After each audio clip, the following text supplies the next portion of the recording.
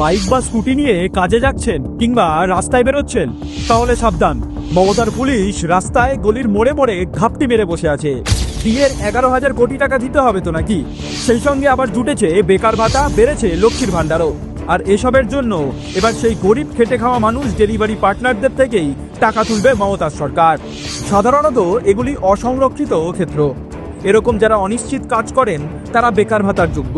কিন্তু ভাবছেন মমতা 1,500 টাকা দেবেন, কিন্তু কয়েনের উল্টো দিকটা একটু তলিয়ে দেখুন।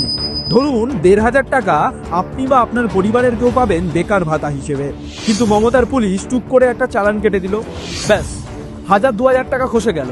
ভাবছেন সরকার 1,500 টাকা দেবে, কিন্তু নেবে তার দ্বিগুণ। এটাই তৃণমূলের মডেল। খেলাটা বুঝলেন? আসলে মাননীয়া ভোটের বেলকি ভালোই দেখাতে পারেন। রাজ্যে শিল্প নেই, পোশাকার ফাঁকা, ঋণ করে করে চলছে সরকারটা। তাহলে হাতার টাকা দেবে কোথা থেকে? এভাবেই তো তোলাবাজি করে দিতে হবে। তবে শুধু 2 চাকা নয়, 4 চাকা এমনকি বড় ট্রাক, লরি ধরে ধরেও কেস দিচ্ছে মমতার পুলিশ।